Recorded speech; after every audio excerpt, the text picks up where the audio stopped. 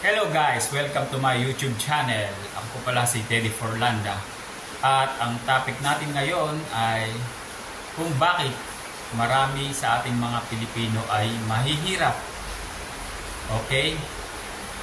Number 1. Ako, marami magagalit sa akin ito.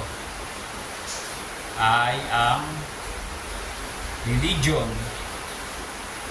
Walang masama po sa pagre-religion. Okay? 90% ng mga Pilipino ay mga Roman Catholic. Ang masama lang ay ang iba, ang sinasabi ay God will provide. Pero wala namang ginagawa. Naghihintay na bumagsak ang grasya.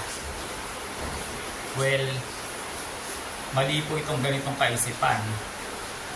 Sapagkat kung titingnan po natin sa mga ibang bansa, kagaya halimbawa sa Japan, ang mga tao dyan ay wala naman silang mga kinikilalang Diyos o halos walang mga religion, pero nakita nyo ang bansang Japan ay napakayaman.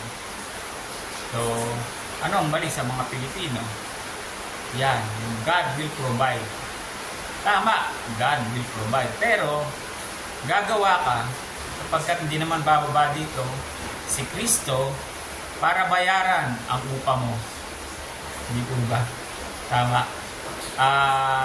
Pangalawa, manyana habit. Yan, mahilig magpaliban sa mga bagay na kailangan gawin ngayon na. Isang halimbawa ay meron tayong kakilala na isang salesperson. Ano po? Real estate. Dahil sa panahon ngayon ay madalas nag-uulan, syempre merong kliyente na gusto magpa-tripping sa kanya. Dahil inuulan, nag-uulan, tinatamad siya na lumabas. Pinagpaliban niya, kinancel niya yung, ayaw niya mag-schedule ng tripping o ng viewing dahil nga maulan. Pero dahil itong buyer ay palagay ko babalik ng ibang bansa, kaya nagmamadali na tumingin ng property. Nangyari, yung kliyente niya ay bumili sa iba. Dahil lang, pinagpaliban niya, yun, pagpaliban at tamad. So, yun. Susunod, vote buying. Ayan, kagaya na. Next year, election na naman. Marami akong mga kakilala na ganyan.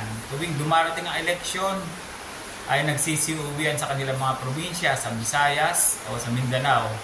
Kahit ang one-way na pamasahe nila ay nasa 2,000 pataas, depende sa lokasyon ng kanilang inuwian. Pero, sinisikap nila na sila ay makauwi upang makaboto. At hindi nila alam na yung perang ibinibigay sa kanila ay para sana yun sa mga istruktura sa kanilang probinsya, sa mga kalsada.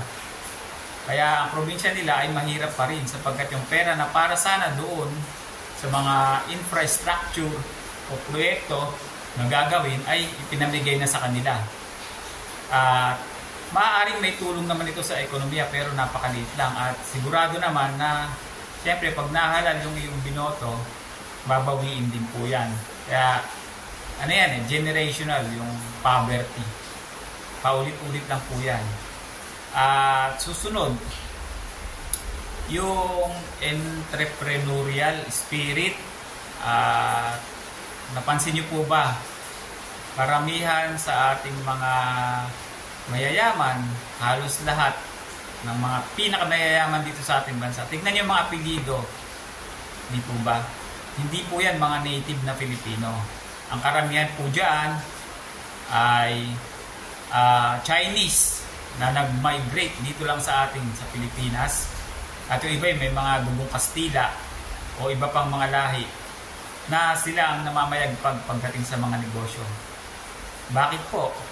Pagkat ang Filipino mindset ay mag-aral ka, galingan mo, at nang upang sa ganon, maging empleyado ka. Kaya nangyayari, magagaling na Pilipino na nakapag-aral, empleyado sila nung, alam mo yun, mga students, ika nga, di po ba? Na mga Chinese Filipino, hindi pala sila Chinese national. Chinese Filipino na mga nagninegosyo dito sa atin. So, mga native Pilipino talaga ay empleyado sapagkat tinuro sa kanila ng kanilang mga magulang. At ano pa ba?